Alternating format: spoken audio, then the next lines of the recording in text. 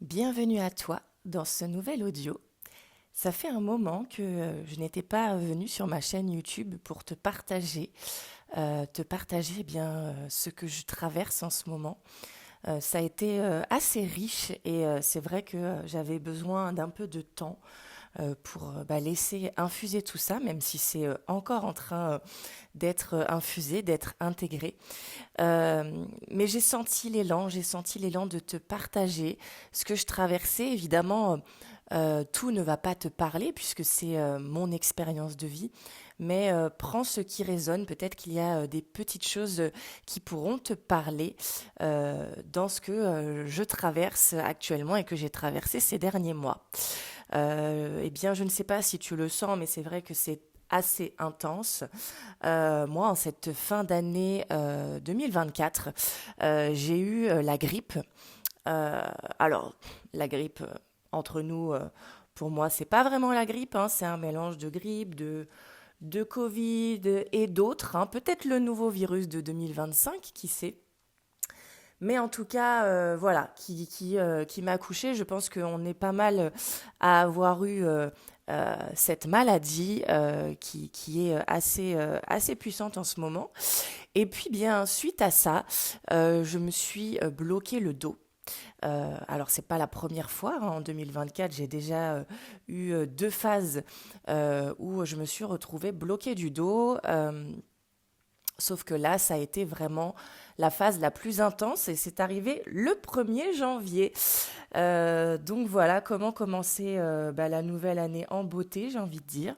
Non, tout ça s'est enclenché vraiment par rapport à un processus que j'étais en train de vivre, puisque justement j'ai eu une discussion avec ma mère concernant eh bien, son accouchement, concernant un petit peu ce qui pouvait se passer dans la famille par rapport aux mémoires transgénérationnelles pour voir un petit peu ce qui se passait, puisque j'étais en train de faire un accompagnement avec un astrologue et en fait de là tout s'est déclenché. La grippe suivie du mal de dos. Alors, pour moi, cette discussion était complètement anodine, mais est venue finalement réveiller des choses très inconscientes chez moi et le processus a démarré. Ça a vraiment été l'enclenchement d'un changement énormissime. Euh, donc voilà ce qui s'est un peu passé en fin d'année.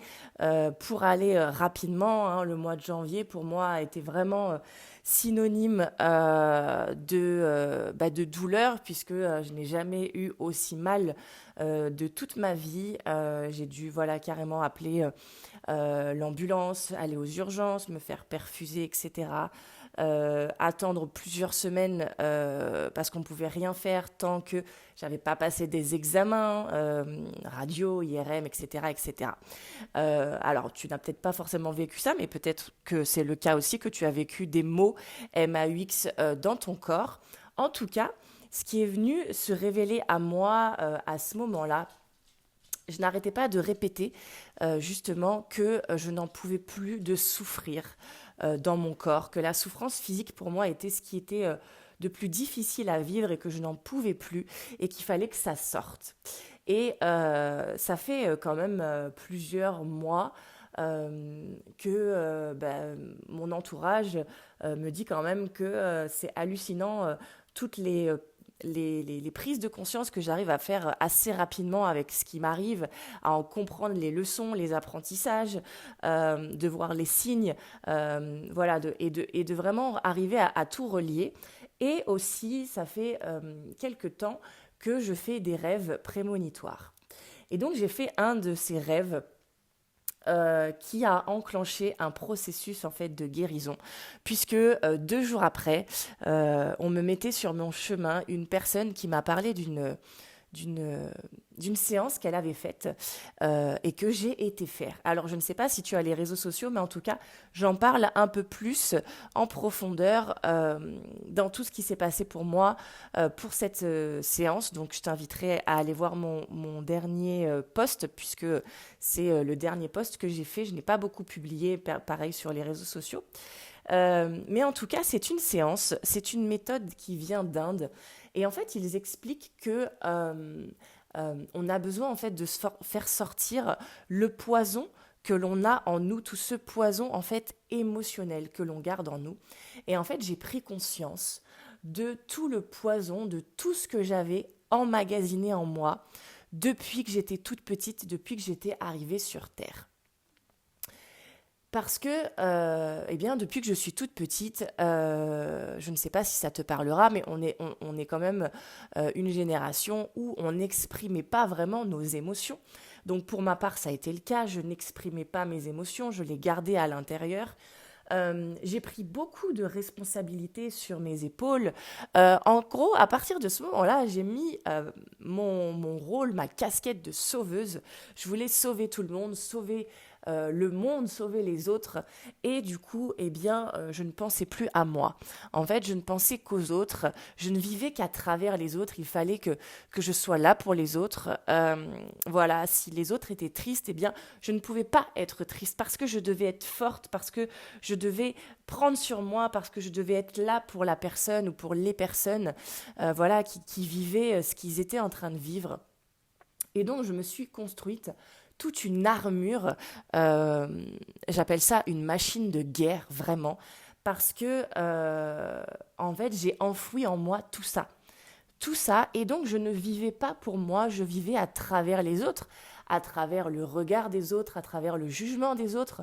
Voilà, en fait, à travers les autres, je pouvais avoir quelques petites miettes pour être aimée, pour être validée, pour avoir de l'attention. Voilà, donc je faisais tout parce que c'était mon moyen de survie à ce moment-là. Et ça a vécu, ça a tenu finalement pendant 35 ans. Pendant 35 ans, j'ai vécu comme ça. Même si j'ai commencé à avoir des prises de conscience bien avant mes 35 ans, quand j'ai commencé à être dans la spiritualité, dans le développement personnel, quand j'ai commencé voilà, à aller voir des thérapeutes, etc. Mais j'ai continué quand même à vivre dans ce mode de fonctionnement. Et là, ça m'a paru clair. Là, je me suis dit, je n'en peux plus. Il faut que ce poison sorte de mon corps. Et c'était notamment une énergie de colère. Pas que, mais quand même une énorme énergie de colère, de ne pas pouvoir être moi-même et de tout ce que j'avais pu, entre guillemets, m'infliger de manière inconsciente, puisque je n'avais pas conscience de tout ça. Et en fait, j'ai pris rendez-vous pour cette séance. Et à partir de là, c'est hallucinant parce que j'ai eu tout plein de moments, de visions en fait de ce que j'avais vécu depuis mon enfance. Et tous ces moments où je m'étais justement infligé ça et que j'avais enfoui en moi. Parce qu'on pense que quand on le garde pour soi, en fait, hop, on le garde et puis c'est terminé. Sauf que non, en fait, c'est en train de nous pourrir de l'intérieur. Et moi, c'était en train de me consumer de l'intérieur. Et donc là, j'étais arrivée à un stade où je n'en pouvais plus. Je souffrais d'ailleurs avec cette douleur du dos nuit et jour. Je ne dormais plus, je ne m'alimentais pas beaucoup, je ne pouvais rien faire, j'étais complètement bloquée. Je me retrouvais vraiment dans une situation complètement seule, en fait, face à tout ça. Et donc, j'ai fait cette séance qui est une séance de déblocage émotionnel. Alors, c'est une séance que je recommanderais à tout le monde parce que vraiment, c'est une séance que l'on fait une seule fois dans sa vie, mais qui a été tellement libératrice, c'est-à-dire que j'ai tout lâché. J'ai lâché tout mon passé, j'ai lâché toute cette colère, j'ai lâché tout ce poison qui était en moi. Et à la fin de la séance, je me suis dit, je suis libre. Et ça, c'était juste magique. Dans cette séance, j'étais à la fois parfois en colère, parfois en pleurs, parfois en gratitude immense. Je passais par tout un tas d'émotions, mais c'était juste incroyable. Et la personne qui m'a accompagnée était vraiment une personne qui m'a accompagnée dans une énergie de douceur, qui était là pour moi et me poussait à aller jusqu'au bout, jusqu'au maximum, parce que, comme je le dis, c'est une seule séance dans sa vie. Donc, je le recommande, évidemment, mais c'est pas, Maëva me l'a recommandé, donc du coup, je vais y aller. Non. C'est vraiment, il faut le ressentir. Moi, j'ai ressenti vraiment un appel puissant de mon âme qui me disait vraiment, il faut que tu ailles faire ça. Et j'avais fait ce rêve prémonitoire 2 jours avant, donc c'était juste complètement aligné. Et suite à ça, eh bien, j'ai vécu énormément de prise de conscience. Et du coup, c'est vrai que j'étais un peu absente sur YouTube, un peu absente aussi sur les réseaux sociaux. Et je vous ai partagé il y a quelques jours un sondage pour savoir si ça vous intéressait un petit peu de savoir les prises de conscience que j'avais pu avoir par rapport à tout ça. Et en fait, cette séance-là, pour moi, elle a eu vraiment lieu comme un accouchement de moi-même. Alors ça ne veut pas dire que toi, tu peux le vivre comme ça. Chacun le vit différemment. Mais c'est vrai que je fais un accompagnement depuis quelque temps avec un astrologue qui a pu mettre des mots sur ce que je pouvais vivre, que je n'arrivais pas à exprimer, que je n'arrivais pas à comprendre moi-même. Et en fait, il m'a expliqué, alors je ne vais pas tout te raconter parce qu'on pourrait en parler pendant des heures, mais en gros, j'ai Pluton qui est dans mon signe puisque je suis Verseau. Et en fait, Pluton, eh bien, met 250 ans à faire le tour des signes. Donc ça veut dire que toi, tu peux vivre ton incarnation, tu peux vivre ta vie sans avoir Pluton qui traverse ta vie. Et bien, moi, non, j'ai décidé, je me suis dit, allez, allons-y, c'est vrai que l'incarnation, elle n'est pas assez intense, on va se mettre Pluton. Et du coup, en fait, Pluton, c'est vraiment le fait de pouvoir passer d'une identité à une autre. C'est-à-dire que là, je suis en train de changer d'identité, de traverser une phase de mort, mais vraiment, j'ai jamais vécu ça de toute ma vie. Une phase où je me dis, mais je sais plus qui je suis, je sais plus où je vais, je sais pas quoi faire. Euh, Vraiment d'être complètement perdue, mais d'une puissance incroyable. Et il m'a juste expliqué en fait ce que j'étais en train de vivre. Et il m'a dit en fait, tu es en train de mourir à ton identité pour ensuite accueillir le vide, et c'est ce que je suis en train de faire, pour après renaître à ta nouvelle identité. Et c'est incroyable, parce qu'avec cette séance, j'ai vraiment vécu cet accouchement de moi-même. Et c'était la veille de mon anniversaire. Je sentais que j'avais besoin de faire ça juste avant, pour pouvoir passer mon anniversaire, passer ce cap, et passer ce cap de euh, laisser le passé de côté, ne plus s'accrocher à ce que j'ai vécu avec mon père, à ce que j'ai vécu avec ma mère, de laisser tout ça, en fait, dans le passé, pour pouvoir naître pour qui je suis, moi, mon âme au fond de mon cœur. Et donc, à partir de là, j'ai vécu ma naissance. C'est ce que j'explique dans le post que j'ai fait sur les réseaux sociaux. Et donc, j'ai décidé, parce que j'ai ressenti l'élan, de changer de prénom pour accueillir cette nouvelle identité, pour ne plus m'accrocher à ce passé. Donc aujourd'hui, je ne suis plus Maeva, je suis Aitana. C'est peut-être pour ça que tu vois que ma chaîne a changé de nom, parce que voilà, petit à petit, je fais ces changements. Et évidemment, ça ne se fait pas en un claquement de doigts. C'est-à-dire que même si aujourd'hui, j'ai incarné, décidé depuis mon anniversaire, depuis le 21 janvier, d'être Aitana, que c'est ma naissance pour moi et de vivre pour moi, et que ça enclenche énormément de processus et de prise de conscience dont je vais te parler, eh bien, à côté de ça, ça ne veut pas dire que tout se fait facilement.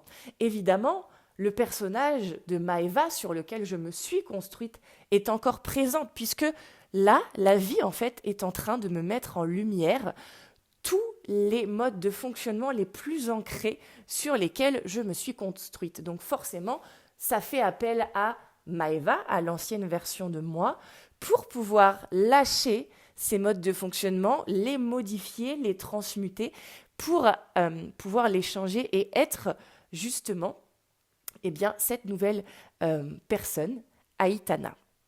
Donc, qu'est-ce que j'ai pu mettre en lumière? Énormément de choses. Alors, je vais essayer de ne pas trop rentrer dans les détails pour ne peut-être pas faire un audio trop long.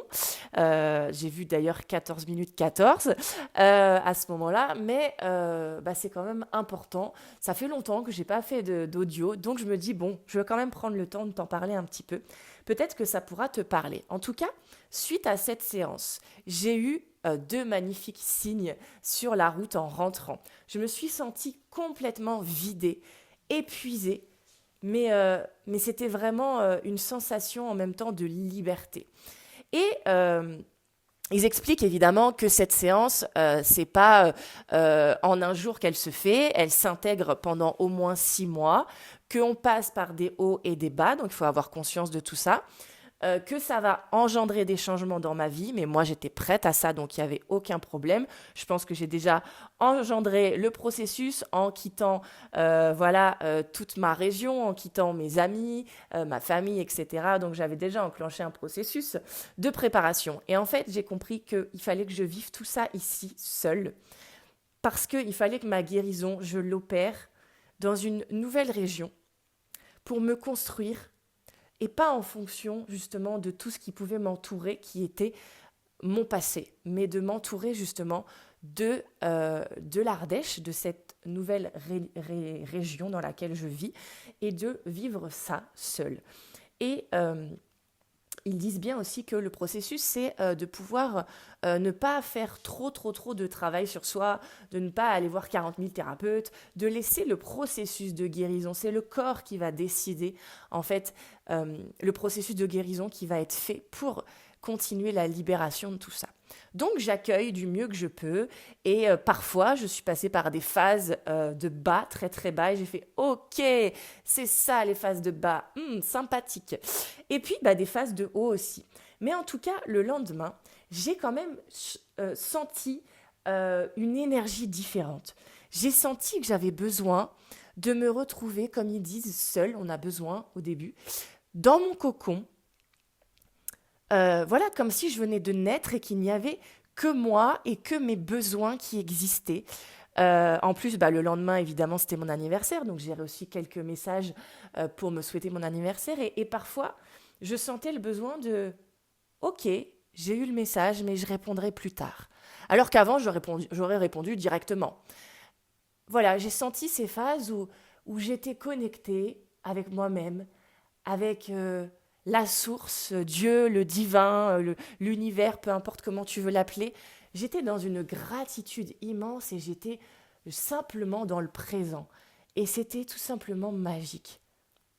Et puis les jours qui ont suivi, j'ai vécu des prises de conscience, j'ai vécu des phases de haut et de bas qui vont continuer aussi. Le fait justement d'accueillir un peu ce processus dans le lâcher-prise et de ne pas trop justement travailler sur soi, aller comprendre le pourquoi du comment, ça me demande aussi finalement un certain lâcher-prise parce que moi, je vais souvent aller creuser, aller chercher ce qui se passe. Mais en tout cas, en lâchant prise, c'est comme ça que mes modes de fonctionnement, que mes prises de conscience se sont mis au grand jour en lumière. Et ça a commencé par un gros mode de fonctionnement, ce sur quoi je me suis construite, c'est-à-dire cette carapace, cette machine de guerre, comme je l'appelle, d'être forte. Parce que, comme je te disais, depuis que je suis toute petite, j'ai appris à être forte. J'ai appris à prendre sur moi. J'ai appris à ne pas exprimer mes émotions. J'ai appris à prendre aussi les problèmes des autres sur mon dos, sur mes épaules. J'ai appris à être un roc, à ne pas exprimer mes émotions parce que sinon pour moi c'était de la faiblesse et on pouvait m'atteindre à travers ça. Donc j'étais forte, toujours, de plus en plus. Je devais être la personne qu'on attendait de moi. Donc je n'étais pas totalement moi-même. Et il y a eu du coup plein de visions de tout ce que j'ai vécu, de toutes ces situations où j'ai été justement ce roc, où j'ai été forte, où tout le monde pouvait s'appuyer sur moi. Et j'ai continué d'ailleurs par rapport à mon job, mon ancien job qui était que j'étais prof de fitness, coach sportif. Donc j'ai été jusqu'à le construire dans mon corps physique, d'être musclée, d'être forte, d'être puissante, de ne jamais être faible. Et même quand je me blessais, je continuais à être là pour vous dire à quel point j'étais dans le sacrifice et dans la dévotion des autres et que je ne vivais pas pour moi. C'est que j'en rigole aujourd'hui, mais j'ai eu plusieurs blessures, dont une où je me suis retrouvée aphone et en béquille. J'avais une entorse, mais pas la petite entorse, vraiment en béquille. Et j'allais quand même donner mes cours de fitness. Non, mais à un moment donné, parce que je ne pouvais pas laisser tomber dans ma tête, c'était impossible de laisser tomber mes élèves. Vous vous rendez compte à quel point je me suis construit ce personnage, ce mécanisme de fonctionnement énormissime qui m'a été mis en lumière parce que suite à cette douleur du dos, donc j'ai eu des médicaments pendant une semaine et après il fallait que j'arrête tout. Et j'ai tout arrêté. Et donc pendant 10 jours, j'étais en souffrance. Je ne dormais pas parce que j'avais mal. La journée, j'avais mal. J'en pleurais parce que je n'en pouvais plus. Et j'ai eu cette phrase qui est revenue souvent dans ma tête et que j'ai répétée souvent depuis cet été. Mon ostéopathe me disait, non mais vous êtes résistante à la douleur, c'est incroyable. Et du coup, je me disais, oui, mais moi, je suis résistante à la douleur. Donc, si vraiment j'ai été aux urgences, c'est que je savais à quel point je souffrais. Parce que je suis résistante à la douleur, parce que je suis résistante à la douleur. Et je répétais ça. Et en fait, à un moment donné, je me suis dit, mais Maëva, mais stop! Arrête de résister à la douleur. Et donc, à partir de ce moment-là, j'ai décidé de reprendre des médicaments. De reprendre des médicaments pour me soulager. Et à partir de là, je me suis dit, c'est terminé. Je lâche ce mode de fonctionnement. Aujourd'hui et depuis, je me répète tous les jours des phrases positives. Je m'apporte tous les jours cette douceur, cet amour, ce réconfort, ce soutien, cette bienveillance, tout ce que je pouvais finalement attendre depuis l'extérieur, qui ne me comblait pas, que je n'arrivais pas à avoir, ou de temps en temps, par-ci, par-là, eh bien là, j'ai décidé de lâcher ça, de lâcher ce personnage d'être forte pour tout simplement être moi, authentique et vulnérable. J'ai décidé de lâcher ça et d'accepter. Et ça a été incroyable parce que c'est un mode de fonctionnement qui forcément ne va pas se déconstruire en un jour. Mais chaque jour, je fais attention dans le présent. Je porte attention et parfois, je vois que ça se rejoue. Alors, hop, j'essaye de le modifier. J'essaye de me répéter que non, aujourd'hui, maintenant, je suis vulnérable. J'accueille ma sensibilité. D'ailleurs, c'est assez marrant parce que j'ai plusieurs thérapeutes qui m'ont répété ces derniers mois et ces dernières années que j'étais quelqu'un d'hypersensible. Et je me disais, mais c'est n'importe quoi, je me reconnais pas du tout là-dedans. Moi, je suis pas hypersensible. Bah si. En fait, non, je n'étais pas hypersensible parce que je cachais tout à l'intérieur, parce que je cachais tout derrière ce masque de personne forte. Eh bien, en fait, je me rends compte que oui, je suis hypersensible et que c'est OK et que je l'accepte. Et qu'aujourd'hui, je suis vulnérable face à vous et qu'aujourd'hui, je peux pleurer devant les autres alors qu'avant, c'était inconcevable pour moi de pleurer devant qui que ce soit. Aujourd'hui, eh bien, j'accepte. Voilà, mon personnage, mon nouveau moi, Aitana, eh bien, décide d'être authentique, d'être vulnérable, d'être hypersensible et de m'apporter tout ce dont j'ai besoin, cette douceur, cet amour, cette bienveillance, tout ce que j'ai cité, tout ça, c'est important. Une deuxième chose que j'ai pu mettre en lumière, une prise de conscience qui m'est venue pouf d'un coup. Alors ça ne concerne que moi, mais peut-être que ça pourra t'aider à toi aussi dans ton histoire de vie. C'est que j'étais là, dans le calme, et en fait, je me suis souvenue de mon premier problème de dos, parce que forcément, tout ça a fait que j'ai ressorti toutes mes radios pour aller voir les spécialistes, et j'ai vu, du coup, je me suis souvenue, même si, évidemment, je le sais, que j'avais eu une scoliose quand j'étais adolescente, et le fait de sortir les radios, je me suis souvenue de l'année. Et c'est incroyable comment la vie est bien faite, puisque c'est l'année où mon père eh bien, est parti vivre à l'autre bout de la France. Et à ce moment-là, eh bien, je ne me suis plus sentie soutenue par mon père. C'est un petit peu ce qu'explique la scoliose. Alors, il y a d'autres descriptions, mais et là, je me suis dit, waouh! Et depuis, eh bien, évidemment, j'ai travaillé par rapport à la relation avec mon père, au deuil avec mon père, qui d'ailleurs est décédé depuis maintenant 4-5 ans, qui est bientôt 5 ans. Voilà, donc je suis totalement en paix avec ça. Et là, en fait, la vie venait toquer à ma porte en me disant « Mais maintenant, il y a la relation avec ta mère. » Et du coup, j'ai eu plusieurs choses qui sont venues à moi. C'était l'été dernier où j'ai eu mal au dos, etc. Et là, en fait, eh bien, ce qui est venu à moi, c'était « Ok, là maintenant, j'ai une hernie discale. » Et maintenant, eh ben, ça vient mettre en lumière qu'il faut que je lâche et que je mette en lumière ce qui se passe, ce qui se joue avec ma mère. C'est incroyable parce que la vie a vraiment mis dans mon corps les situations en lien avec ce que je vivais. Donc ma scoliose, évidemment, j'ai eu des problèmes pendant des années et après je n'en avais plus puisque grâce au fitness, j'avais pu remuscler toute ma colonne vertébrale. Là maintenant, j'ai une hernie discale. J'ai une hernie discale qui explique que c'est toute la pression qu'on se met.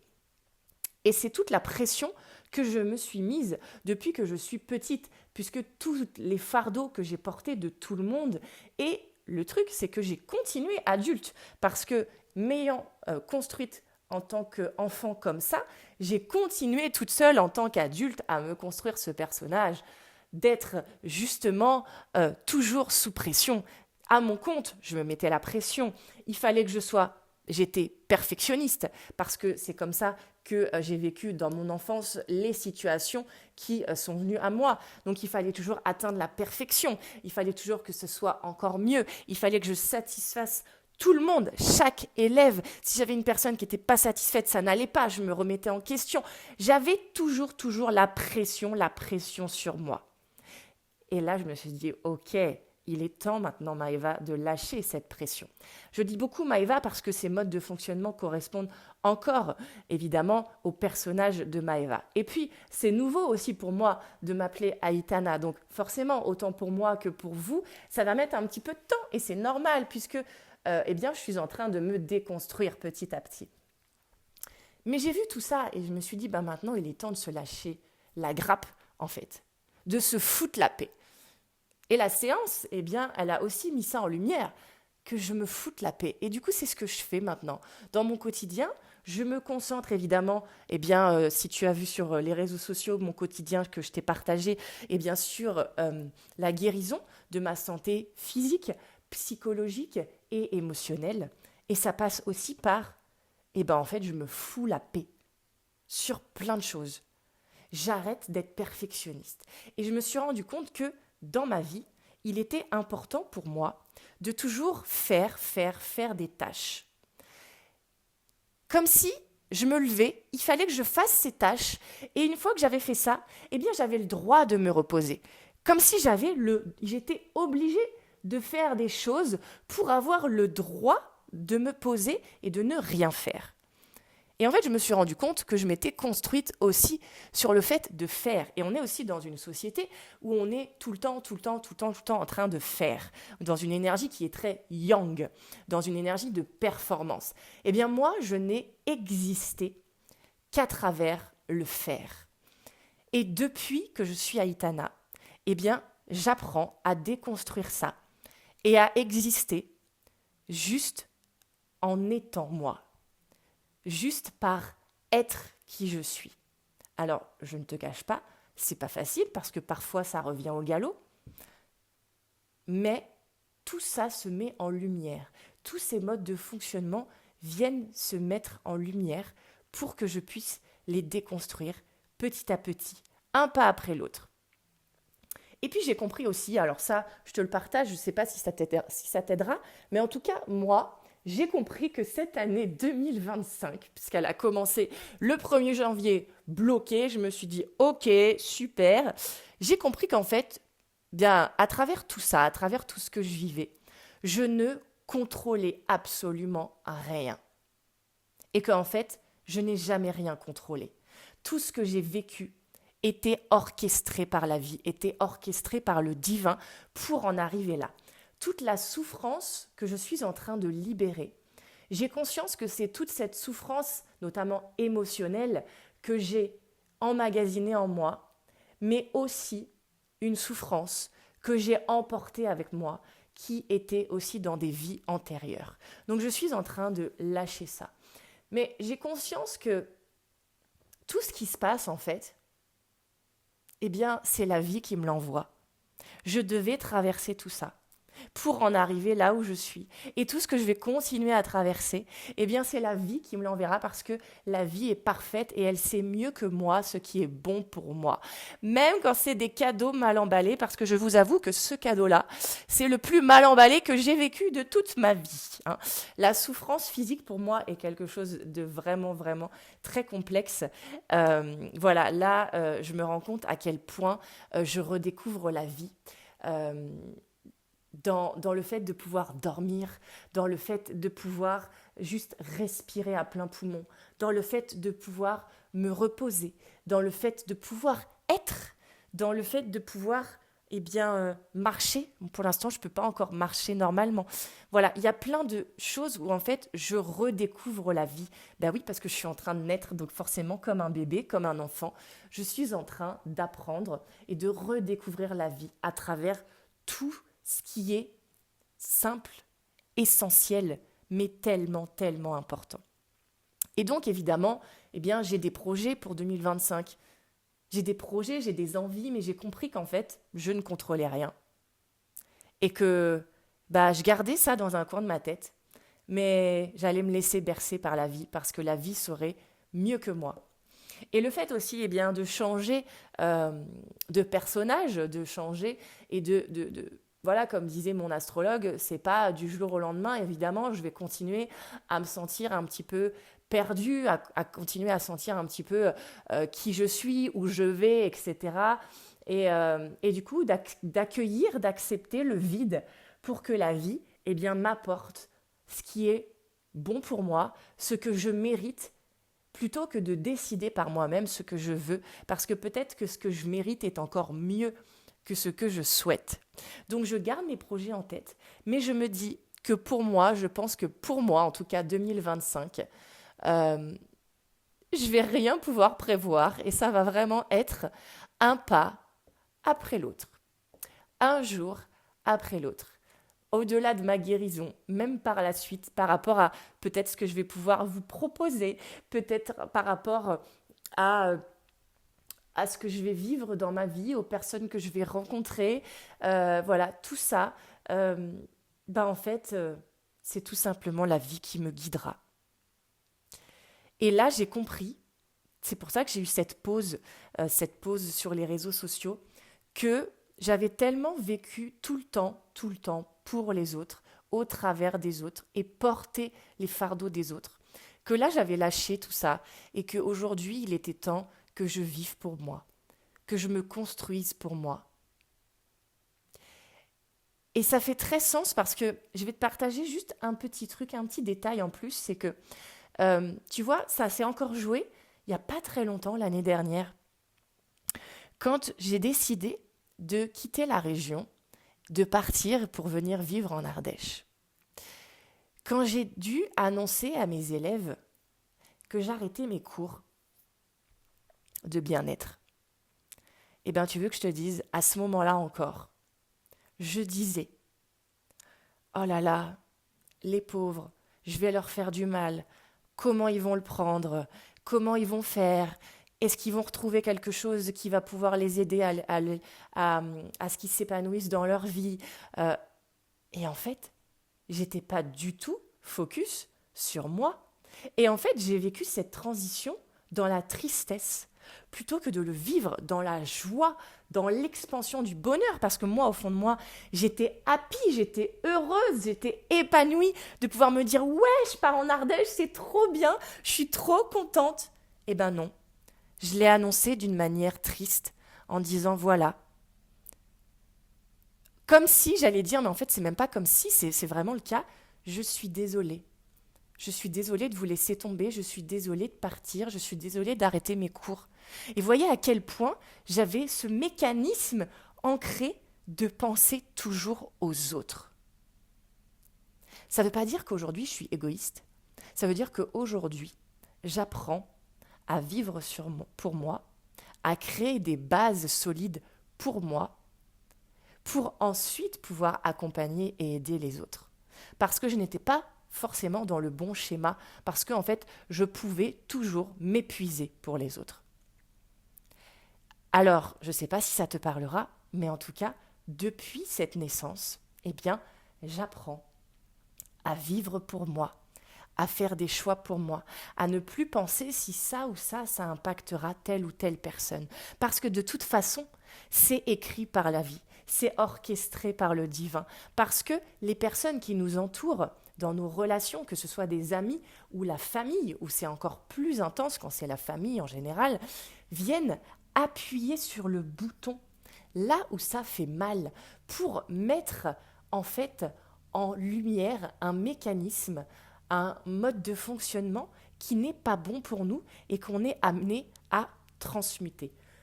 Moi, ces dernières années, j'ai vécu plein de situations où je trouvais ça injuste, où je le vivais mal, mais en fait, toutes ces personnes venaient juste appuyer en me disant évidemment inconsciemment, où est ta place? Quand est-ce que tu vas t'affirmer réellement? Qui es-tu vraiment? Et je le comprends qu'aujourd'hui, parce que parfois on a besoin de temps pour comprendre tout ça. Mais en tout cas, tout ce que l'on traverse, tous les signes extérieurs, toutes les relations, tout ce qui se passe à l'extérieur de nous, n'est tout simplement que le reflet que nous avons à l'intérieur. Tous les modes de fonctionnement, les schémas que nous avons à l'intérieur, que la vie nous met en lumière par l'extérieur pour que l'on puisse transmuter ça. Alors aujourd'hui, eh bien moi j'apprends, alors je dis pas que voilà, je suis dans l'apprentissage comme vous et toute ma vie j'apprendrai encore et encore, mais en tout cas là j'apprends à me construire, à lâcher ce qui est mis en lumière pour moi et à reconstruire sur des nouvelles bases. Et je me retrouve beaucoup, j'ai besoin de me retrouver seule, justement, et aussi de passer des temps avec moi-même où je ne fais rien. Avant, pour moi, ça, c'était impossible de faire ça. Aujourd'hui, j'apprends à le faire. Évidemment, mon mental est présent. Alors lui, il va tout faire pour ne pas que l'on change, pour ne pas que je change. Il m'envoie de multiples pensées, de multiples peurs. Mais je pense aussi qu'on est en année 9, en année collective 9, et qu'il est temps de clôturer. En année 9, on clôture les choses. Alors, évidemment, ça ne va pas être forcément comme moi, mais chacun, on va être amené à clôturer des choses. Peut-être que toi, ça sera dans une relation. Moi, j'ai des gens autour de moi qui se séparent. Peut-être que y a des personnes autour de moi qui se disent « Non, mais là, c'est plus possible, il faut que je change de job ». Pas il faut, parce que ça, c'est l'appellation du mental, mais j'ai besoin, j'ai envie, je suis appelée par un autre job, j'en peux plus, ou de changer d'entreprise, ou de changer de lieu de vie. Voilà, en tout cas, il y a des changements qui s'opèrent parce que on est dans une année de clôture et on ne peut plus garder ce qui est néfaste pour nous. Évidemment, tout ne va pas se faire en une année. Moi, par exemple, cette naissance d'Aïtana que je suis en train de vivre, forcément, ça passe encore par beaucoup, par Maëva qui se déconstruit, mais je sais qu'avec l'accompagnement que je fais avec mon astrologue, que je remercie du fond du cœur que la vie me l'ait mis sur mon chemin, eh bien, je sais que j'en ai encore pour 1, voire même 2 ans. En fait, j'ai préféré que ça soit 1 an, mais je sais que j'en ai encore pour 2 ans. 2 ans de cheminement. Ça ne veut pas dire qu'après, ça sera fini, parce qu'on aura encore d'autres choses, mais on passera à un autre stade d'évolution, à un autre stade de compréhension. Là, en fait, on est beaucoup en train de prendre conscience des choses, de ce qui se passe. Et donc, on est appelé à clôturer et à faire le changement de ce qui n'est plus bon pour nous. Et tu sais au fond de toi, tu le sais. C'est juste que ça fait peur et que ton mental t'envoie des peurs parce que, oui, sortir de sa zone de confort, ça fait peur. De ne pas savoir où aller, ça fait peur. Parce que le changement fait peur. Mais le changement est ce qui t'emmènera vers ce qu'il y a de meilleur pour toi, de mieux. Et je te l'assure par expérience. Et je suis sûre que tu l'as déjà vécu au moins une fois dans ta vie. Rappelle-toi ce souvenir, une expérience que tu as vécue, peut-être qui était douloureuse, qui était compliquée. Mais avec le recul, tu te dis, ouais, mais en fait, c'était tellement mieux. C'était tellement bien en fait que je prenne cette décision. Et je voulais aussi terminer, parce qu'après ça va faire long, mais je voulais terminer cet audio par quelque chose que j'ai conscientisé. Peut-être que pour toi c'est déjà le cas, et dans ces cas-là c'est ok, c'est génial, mais de conscientiser que, en fait, au-delà d'être un corps physique, on est avant tout aussi une fréquence. Et moi, j'ai décidé maintenant de ne plus décider et de ne plus être tout le temps en mode « je vois, j'entends, Alors oui, ça fait partie de nos sens et donc on doit y prêter attention. Mais aujourd'hui, j'apprends, depuis le début de l'année, à revenir à mon sens profond de qu'est-ce que je ressens. C'est-à-dire, j'aime bien me poser cette question que quelqu'un m'a dit, hein, c'est pas moi qui l'ai inventé, qu'on m'a conseillé. C'est dans cette situation, c'est quoi la fréquence? C'est quoi la vibration? Par exemple, avec cette personne, comment tu te sens? C'est quoi cette fréquence? Si tu reviens en toi, comment tu te sens? C'est quoi cette fréquence? C'est quoi ta vibration? Alors, juste de simplement respirer, de te poser la question et de laisser venir à toi l'intuition, les mots, les images, ce qui vient, les phrases, sans contrôler, sans réfléchir, ce qui te vient. Et en fait, là, c'est juste refaire appel à tes sens, à ton intuition profonde. Et moi, c'est ce que je fais depuis le début de l'année. Je me dis, tiens, avec cette personne, ou tiens, dans ce lieu, ou tiens, dans cette situation. Et j'essaye d'écouter mes sens, d'écouter vraiment la vibration et la fréquence que ça a. Parce que tu vois, dans tout ce que j'ai vécu là en ce début d'année, avec les spécialistes que j'ai vu pas mal de professionnels de santé, et à un moment donné, il y a une personne qui m'a parlé, pour aller rapidement, je ne vais pas aller en détail, qui m'a parlé d'un truc et qui m'a fait très très peur. Qui m'a parlé, non pas d'opération, mais qui m'a parlé de choses qui, je me suis dit, waouh, waouh, mais non, j'ai peur là, et pourquoi je ferais ça? Et j'ai pas envie de faire ça. Et en fait, le lendemain, je me suis dit, ok, il y a ce qu'on me dit, mais j'ai aussi envie de garder mon discernement. Et du coup, je me suis dit, qu'est-ce que je ressens au fond de moi? Et au fond de moi, je me suis dit, bah non, moi je ressens qu'en fait, c'est pas ok ce qu'elle me dit. Ça vibre pas en moi. C'est pas comme ça que moi je vois ma guérison. Et du coup, le lendemain, eh bien, merci mon Dieu. Le lendemain, j'ai fait un point avec mon médecin et qui a été dans le même sens que moi, en me disant, bah non, on va pas faire ça, on va faire ça, ça, ça, ça, ça. Et c'était totalement ok avec ce que j'avais envie. Donc, si je peux te donner un conseil, c'est à chaque fois que tu es face à un choix, même ne serait-ce que, tu sais, des fois, on s'impose des choses, notamment, je vais parler de la famille, alors c'est pas mon cas, mais je sais que des fois, on s'impose de, bah non, mais tu comprends, c'est l'anniversaire d'un tel, ou c'est Noël, ou c'est machin, ou c'est truc, il faut que j'y aille, alors qu'on n'a pas envie d'y aller. Eh bien, juste, écoute-toi, écoute ta fréquence, la vibration. Tout est une question de fréquence et de vibration. C'est hyper important. Donc, si je peux te donner un conseil, eh ben, c'est celui-ci. Et j'ai tiré une carte pour justement cet audio aussi, qui était en fait... attendez, elle est où cette carte? Ah, elle est là, elle est juste en face de moi. Tout va bien. Cette carte, elle dit « Souhaite-toi le meilleur ». Parce que je pense qu'il est temps aujourd'hui que l'on voit grand, d'arrêter de voir petit,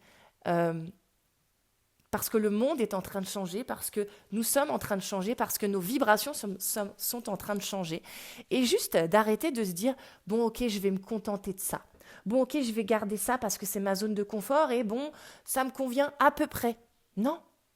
Souhaite-toi le meilleur. Vois grand. Parce que si tu lâches, si tu fais confiance à la vie, si tu arrêtes de résister, eh bien, le meilleur t'attend. Et je suis sûre que ce sera encore mieux que ce que tu n'aurais espéré.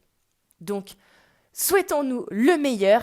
Eh bien, moi, j'ai décidé. Donc, maintenant, je m'appelle Aïtana et j'ai décidé aussi depuis le 29 janvier, qui était donc la nouvelle lune, symbole de renaissance, de nouveau départ, et qui était aussi le nouvel an chinois, où on passe avec le serpent, sympa, la transformation, la mutation, tout ça, changer de peau, tout ça. Eh bien, j'ai décidé que moi, mon année, elle commencerait à partir de là. Voilà, j'ai décidé que le mois de janvier était un mois pourri, c'était un mois d'essai, et pourquoi on devrait commencer l'année le 1er janvier? Eh bien moi j'ai décidé que je n'avais pas envie, et que j'avais envie de commencer à partir de ce nouvel an chinois, à partir de cette nouvelle lune et qui a été le jour où en plus mon médecin m'a dit que la guérison que j'avais en tête était celle que l'on allait faire. Donc voilà, j'ai envie. Et depuis ce moment-là, eh bien, j'ai fait un rituel énorme de libération. Je me sens bien, je me sens mieux, je me sens beaucoup moins triste. Ça ne veut pas dire qu'il n'y aura pas des hauts et des bas encore. Mais je me sens mieux et voilà, j'ai décidé. Et pourquoi on devrait faire comme tout le monde? Eh ben moi, j'ai décidé que je ne ferai pas comme tout le monde et que je serai qui j'ai envie d'être. Eh bien, je te souhaite toi aussi d'être toi, tout simplement, sans les autres, sans que le reste ne t'impacte. Sois juste toi-même et kiffe ta vie.